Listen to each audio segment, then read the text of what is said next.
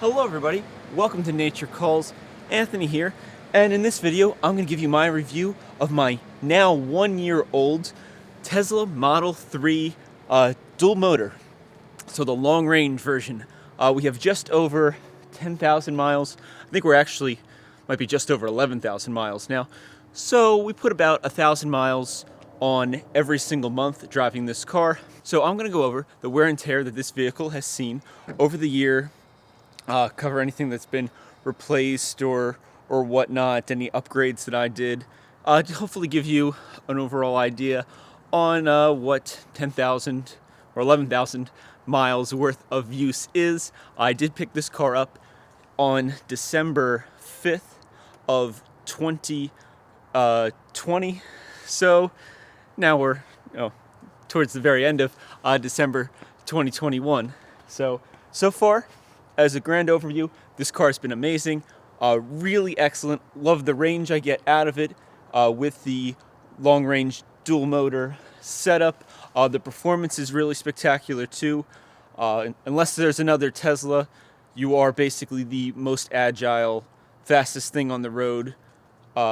So, when other drivers are being terrible at driving, it's a great way to be safe and get yourself out of poor situations, since the car is so reliable, so quick, so agile, and just how nicely it responds. Other things that I really like about it is the fact that it's really low maintenance, paid for one tire rotation. They did it in my driveway here. We have a nice concrete slab right in front of the garage. Just had to back the car out, they jack it up, replace all your tires. Easy, don't have to go and travel anywhere. That was really the only expense besides some supercharging stuff when I took this car to both Ohio and Virginia this year. Now I live in New Jersey, so the Ohio trip was actually a pretty good ride. The Virginia one was easy. We did supercharge once on the Virginia trip, just to be overly safe. We could have definitely gotten to the hotel without charging, but I didn't want to have to go and charge in the morning, so I charged up halfway through the trip, and I had plenty of charge for the entire weekend. Charged the night before going home, and then I could drive all the way home and charged at home.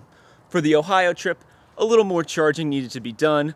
We had to make 3 stops overall, but the range of superchargers is slowly improving. For the route I took from New Jersey to Ohio, and they're starting to have more level 2 and, more importantly, level 3 V3 superchargers. The speed of charging on the V3s is very impressive, and since this is a newer car, it charges really quick on them. That made the trips really enjoyable, and of course, the autopilot, or since I have the self-driving purchased, and I'm in the now I am in the self-driving beta program. The car drives really great on highways, still figuring itself out on the local roads. Other than that, you may notice that the overall color of my white car might be a little bit different of a white. That's because I have attempted and pretty much succeeded at wrapping this entire vehicle. It is a process. I'm still technically not done. I have the quarter panel back there to do on both sides, and I have the very bottom of the rear bumper to do. And then after that, I will be finished. It took longer than expected, but at the same point in time, I didn't do the best job at estimating how long you should dedicate to wrapping each part, because you really need to set aside, an hour, over an hour, like 2 hours, maybe 3 hours per section that you actually want to wrap. Other than that, I think we're gonna come off the tripod here. Sorry if the audio changed. My external audio has died on me. But we also did do some modifications. We're gonna come around the front here. I actually bought this front lip here from Unplugged Performance. I bought it unwrapped, unpainted. I wrapped it myself, saved a lot of money that way, and the wrap seems to be holding up well. I also bought the rear spoiler from Unplugged Performance as well. It did actually add a little bit of range to the car. I get about 30 more miles per charge, give or take.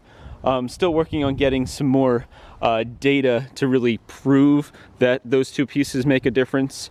The front lip actually makes a bigger difference than the spoiler from the data that I've gathered just using my own vehicle. But overall, those are the major modifications to the outside of the car. I did put some clear wraps on my headlights and fog lights as well, just to protect them. But the body itself is holding up great. I haven't had any issues with things coming unattached on in the wheel wells or anything like that. Like it all seems to be holding together really well. All the seams and stuff have been very consistent. They haven't been changing, at least not noticeably. I haven't noticed it. And other than that, I think the car's doing really good on the outside. Now we'll have to get into the inside of the vehicle. Starting on the inside, overall the interior of the car has held up pretty great. You're getting, I got some scuffs and stuff here, and I'll give you some close-ups of that from me getting in and out of the car.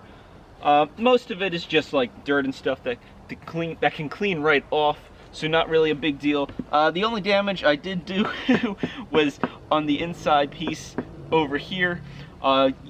You can't see it unless the seat's all the way back and you're looking for it, but one of the jobs I was on, I had a box cutter that clips to the outside of my pants, and that metal hook on it ended up scratching the inside here a little bit.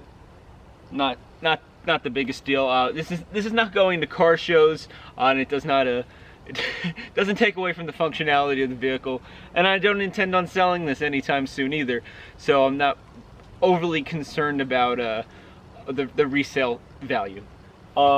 With that though, the seats themselves have held up great. I find them unbelievably comfortable. I know I've watched a couple channels here and there say they had an issue with the seat. I don't know. Maybe those people got weird butts. Maybe I got a weird butt. I don't know what's going on. But my family and I have driven in these long distance, and we have not had any discomfort. They're probably the nicest seat I've sat in. Again, we probably haven't had vehicles too far out of the price range of a Tesla, but I have driven in like 70 plus different cars, and these are the nicest seats that I have personally sat in. And them being all heated, including the back ones, is a major deal. It's very nice. I did miss out on getting the heated steering wheel. I probably missed that by a couple months. Same thing with the new fancier interior trim on the doors. But other than that, it's basically what you're going to get if you buy a brand new 2022 Tesla Model 3 today. The screen is great. It's definitely like the life of the car. I like how they have it all set up here and how it functions. Also, the center console, the new layout compared to the old layout that's in the Model Y, which are actually sitting right in front of me there that you guys can't see, but the center console layout on the new vehicles is so much better, and I'm glad that the Ys now have it. And it looks like the S and X have some version of that too. Obviously a little bit fancier. It is a car that probably costs twice or three times as more, depending on which model or version you're buying, I guess. But other than that, we'll do some close-ups of these things so you guys can see. I didn't clean this car before showing you this because, I don't know, just trying to give you like a real life look of what's going on. And I should probably turn off the heating because we have the door open. So let's do some close-ups so you guys can see what I was talking about. So here is the trim right up here. See little scuffs, nothing that's really into it. I bet you if we cleaned it up some, it'd probably just clean right out. I did get the Tesla all-weather floor mats for driver and passenger, and for the passengers in the back seat. Works great. Now, the mats that they provide are really fantastic. They're nice and firm and thick, but, you know, living in the woods and stuff, it makes more sense for me to have the fancy all-weather mats back here. Back seats are holding up great. Could definitely use a little bit of a vacuum job. Overall, though, they don't seem to, you know, they don't get a ton of use, but they're still holding up very nicely. Close that off and go back to the main driver's seat. Looking in here, oops, you can see my couple of scratches. Oops, there. But again, that was my mistake. Nothing that Tesla did, but it held up pretty well to that. If it was another vehicle, well, the same thing would have happened. And if it was a more expensive vehicle, the same thing would have also happened. Other than that, dashboard and stuff is holding up nice. Super easy to clean, by the way, because there's not a lot going on here. That really saves you time when trying to maintain your vehicle. So we'll close that, and look, we'll give a little tour around the back. Boom. There's that panel I still need to wrap. A little bit of a color difference. It's more noticeable depending on the angle. And from this side, same thing. We got some sand going on here. Got to clean that out. But you know, this is a vehicle that's seeing you know, almost daily use, and I think it's holding up great. Otherwise, now I live really close to the ocean, and we have a lot of salt air here, a ton of salt air actually. And I have to say, the car itself is holding up really good in the salt environment. I haven't really noticed any rust that is, you know, building up, because new cars rust really quickly when you're only 5 miles from the beach. And this car is not doing that. Also, another bonus is too, since I am in New Jersey, it snows a good amount here, and the snow and all the salt and stuff really eats away at your car. So far, the car's been holding up really well to all of this. Again, it is only a year. It's going to take some time for this to really play out, but so far, so good. I've seen brand new, you know, gas vehicles or just non-Tesla vehicles rust really quickly. You know, vast majority of them being all gas vehicles, but so far it's doing pretty good to those elements. Now, if it does suddenly have some major problems in terms of rust and things like that, I'll let you guys know. But so far, so good. Let's see, what else would be interesting. Ooh, services. The only problems I have had with this vehicle was the windshield. You can actually see my videos on that. Since they replaced it for the 3rd time, it has been great. We're on like 8 months or so of it working fantastic. Perfect. Windshield is beautiful. Very happy with them taking care of that. Other than that, I do have a notification on my screen now telling me to register, sign up for a service, because they want to preemptively replace, I guess, some kind of temperature sensor in the car that doesn't currently have a problem, but there's a possibility that it may have a problem in the future. So they want to replace that sensor proactively, so that I don't actually have a problem with it down the road, which I thought was pretty cool. I don't know. Most of the other cars I've owned, they usually let you have it break first and then have you replace it, or they wait until so many have broken that the government then forces them to have it replaced. Now, I know Tesla's not perfect, but you know, it is kind of nice that they're you know, stepping up to the plate and saying, hey, you know, this part may have an issue. You know, we're gonna go in and fix it. I think I have it set for January, and it should be like a 3-hour job, so that'll be nice and easy. I do have to drive to the Tesla shop and showroom to get it done, so there is that. But at least they're not telling me about a potential problem and not doing anything about it until it's actually broken. They're actually fixing it before there's actually an issue, which is pretty cool. Other than that, I would highly recommend this vehicle.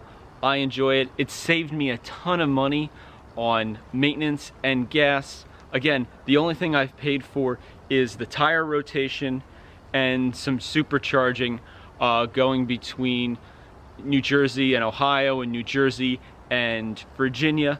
Other than that, I've charged at home. We got the solar roof here, so you know, sometimes the roof doesn't cover 100% of the demand between the two electric vehicles, but it's pennies compared to what I would be paying at the gas pump, especially with the recent rise in gas prices. Even if gas stayed at $2 a gallon, this was still a savings compared to $2 a gallon gas.